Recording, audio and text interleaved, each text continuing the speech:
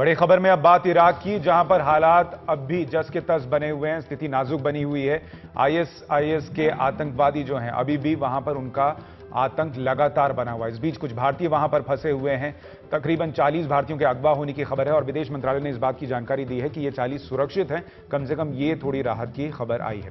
इस बीच जो लोग वहां फंसे हैं उन पर क्या बीत रही है, वहां किस तरीके के हालात हैं, इस पर बात करने के लिए हमारे साथ दो खास मेहमान स्टूडियो में हैं जो खुद इराक की स्थिति देखकर आए हैं, वहां से लौटे हैं। अकबर और आमिर हमारे साथ हैं। आप दोनों का बहुत स्वागत है। अकबर, मैं आपसे शुरुआत कर रहा हूं कि आप लोग कितने दिन इराक में रहे और क्या देखा, अगर आप बता सकें, वहां की स्थिति क्या थी?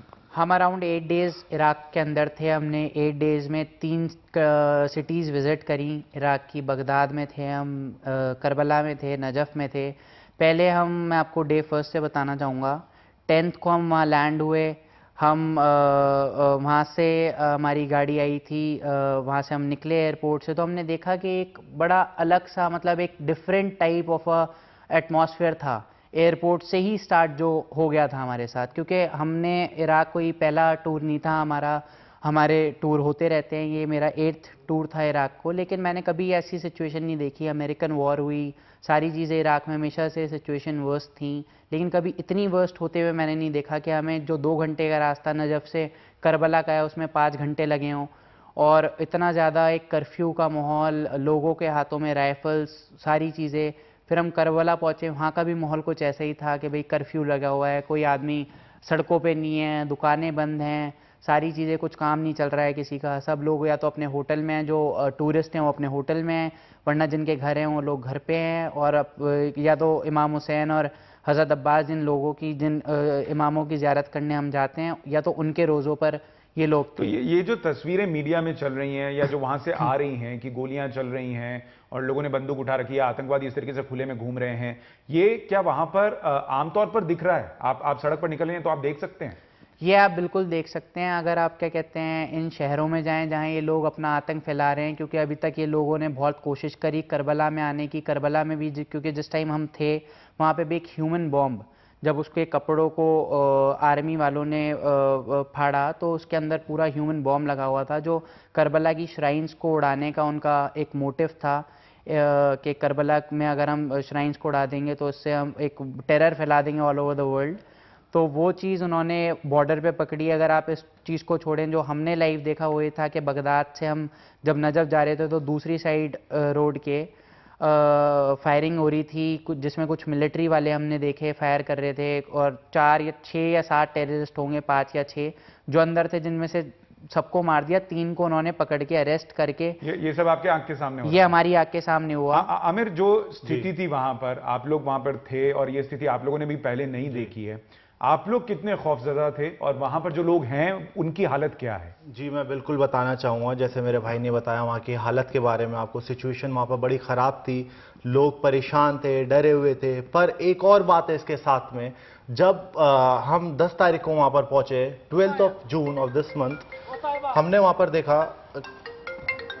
पर देखा कि जब आयतुल्लाह सिस्तानी साहब ने फतवा जारी करा, सब पूरी सिचुएशन को एनालाइज करके देख के, जब उन्होंने देखा कि ये मासूम बच्चों को मार रहे हैं, वहाँ की औरतों के साथ गलत काम कर रहे हैं और लोगों को निकाल के मार रहे हैं जिनका कोई कसूर नहीं है, तो आयतुल्लाह सिस्तानी साहब ने वहाँ पर फतवा दिया कि अब इराक के लोग खड़े हों इस वॉर के अगेंस्ट, मिलिट्री का साथ दें, गवर्नमेंट का साथ दें, अब उन पर जिहाद वाजिब है। एक और बात बताइए आमिर की, जो यहाँ पर हम देख रहे हैं, जो वीडियोस वहां से आ रहे हैं या जो खबरें आ रही हैं, ये वहां की जो स्थिति है उसको कितना बयां कर रही है? वाकई ऐसी स्थिति है या इससे भी खराब है या इससे कम है? मैं बताना चाहूँगा, जो हमारे पास वीडियोस हैं, वहाँ की फोटोग्राफ्स हैं, वहाँ की और वह सिचुएशन है, वो एक होते हैं, इससे भी खराब है जी।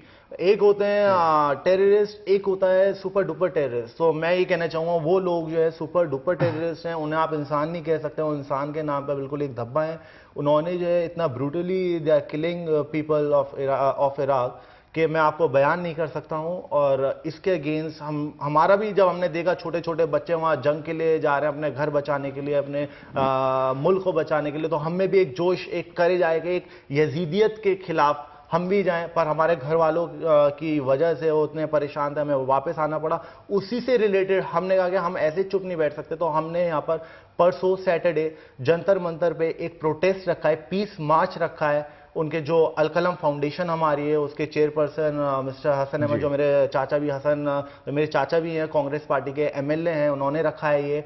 और उससे हम ज्यादा से ज्यादा लोगों को जोड़ रहे हैं, बिल्कुल लोग जोड़ रहे हैं और हर तरीके से लोग जो इससे जुड़ने की कोशिश भी कर रहे हैं। अकबर, क्योंकि बहुत सारे भारतीय भी वहां फंसे हैं और उनके परिवार वाले इस वक्त चिंतित हैं, कुछ का संपर्क नहीं हो पा रहा, आप वहां पे कुछ भारतीय परिवारों से मिले क्या और उनकी हालत क्या है? हम भारतीय परिवारों से तो नहीं, लेकिन भारतीय लोगों से वहाँ पे ज़रूर मिले। जो होटल में काम कर रहे थे, हरविंदर करके हरियाणा के हैं, उनसे हमारी मुलाकात हुई, हमने उनसे बात करी। और भी 7-8 लोग थे, लेकिन जो मैं आपको बताना चाहूँगा इनके हरविंदर के बारे में, तो मैंने इनसे पूछा कि भाई आप लोग फंसे हुए हैं, क्योंकि हमारी 2 दिन बाद की फ़्लाइट हुई थी। तो हमने इनसे पूछा कि भाई आप लोग फंसे हुए हैं, ये है वो है और यहाँ के हालात ऐसे हैं। तो उन्होंने कहा कि हमें अगर टेररिज्म के अगेंस्ट लड़ाई इन लोगों के साथ, जैसे क्योंकि वहाँ के जो शिया हैं, सुन्नी हैं, ऐसा नहीं है कि वहाँ शिया सुन्नी की वॉर चल रही है, वहाँ वॉर है सिर्फ टेररिज्म की। वो एक इस्लामिक स्टेट नहीं बनाना चाहते, वो टेररिज्म के लिए स्टेट बनाना चाहते हैं। हर सुन्नी, हर शिया, हर हिंदू, हर सिख, हर ईसाई, जितने रिलीजन वहाँ पे हैं, सब एकजुट हैं।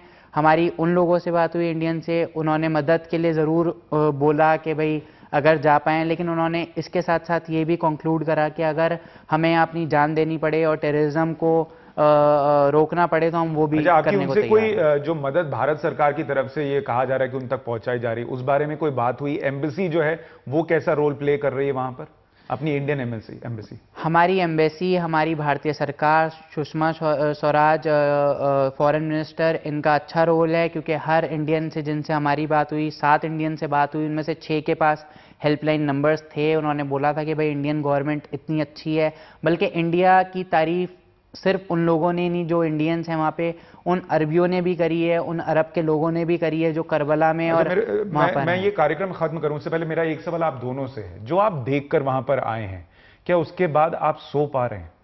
जी बिल्कुल, मैं ये और भी चैनल में जैसे मैंने इसके ये क्वेश्चन पुट अप करा था और मैंने बयान करा था, ये बेशक ये जो हम मंजर देख के आए हैं वहाँ पर, ये कोई आसान मंजर नहीं था, कोई इजी मंजर नहीं था, ये बहुत खौफनाक और भयानक मंजर था। पर वहाँ पर हमने जब ये मंजर देखा, हमें अंदर से एक करेज आया कि वहाँ के जो मैंने आपको जैसे बताया, वहाँ के लोगों के साथ, वहाँ के बच्चे, आप देखेंगे फोटोज में, वहाँ के बच्चे जा रहे हैं, औरतें जा रही हैं जंग पे, उनका करेज को देख के तो हमें भी एक अंदर से करेज आया, नहीं यार हमें इस यजीदियत के खिलाफ जो इमाम शायद, और इसी हौसले की जरूरत जो लोग वहां फंसे हुए हैं उन्हें भी है, जो लोग ये लड़ाई लड़ रहे हैं इराक में, उनको भी इस हौसले की जरूरत है कि वो इस लड़ाई को लड़ सकें। भारत सरकार भी पूरी मदद पहुंचा रही है और जैसा अकबर और आमिर कह रहे हैं कि वो मदद काफी है, लोगों तक वो मदद पहुंच भी रही है और लोग जो हैं वो भी इस लड़ाई का हिस्सा बनने के लिए तैयार हैं।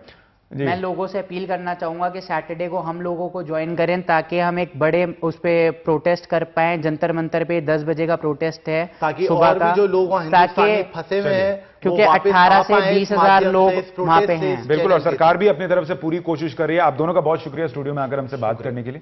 बड़ी खबर में आज के लिए बस इतना ही। नमस्कार।